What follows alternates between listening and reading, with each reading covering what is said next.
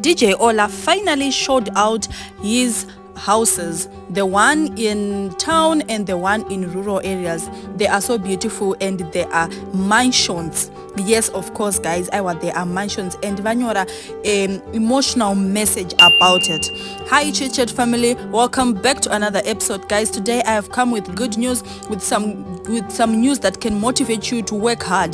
DJ OLLAH vanyorayo vachiti, good morning, today I want to thank God first. Ndiye anogonesa vanhu kuita zvinoshamisa asingatarisiri zera kana mumo. 2024 been a good year so far. Mwari akandiitirawo zvinoshamisa nekundipa simba rekuvaka musha uyo. Ndanga ndisina tarisiro muupenyu kuti ndichasvika apa, asi nenyasha ndakapasvika. Dzimba dzakadai ndaingodziona kuBorodeo nedzimwe nzvimbo dzinoshamisa, asi ndakazofungawo kuvaka yangu yakadaro gore rino. It was not easy to complete this project. It was not difficult than the previous because this one is big.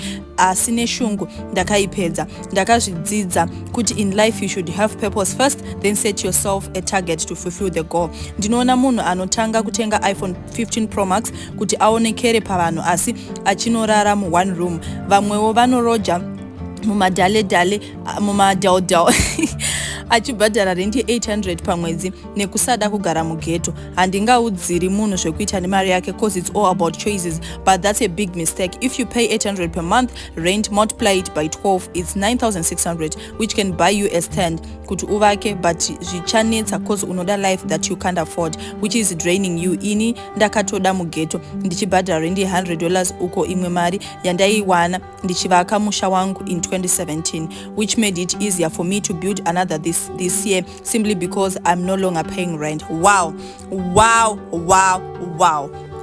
Honestly, vanhu vave motivated, and a lot of artists, a lot of celebs in Zimbabwe, a lot of people get motivated and vava vakomenda vamwe vachiti God bless you sir, vamwe vachiti you really motivated us, because the message is so long. Azoenderera mberi achiraya kuti dzimwe nguva kudadirwa kunokupa shungu, which is very true, because ukadadirwa honestly unove neshungu. Vamwe vakatenga mota because vaidadirwa navanhu vanga ine mota dzavo, which is good. Sometimes kudadirwa is good, ndo zvimwe zvanyora. The message is very long, that's why ndisinazoiverenga yese, but even vana comic elder vatoposto vachiti you motivated us bro, and a lot of celebs vatoposto vachiti God bless you. But vamwe vangu vachiti DJ OLLAH, now you have to be prayerful because varoi kunzoko vakawanda and they are jealous about you. Vamwe vakutotanga kutsvaga mushonga wekuti tombata sei. Saka let's just pray for our brother OLLAH and let's say congratulations to him. Thank you so much guys for watching. Don't forget to subscribe, like, share and comment. Bye.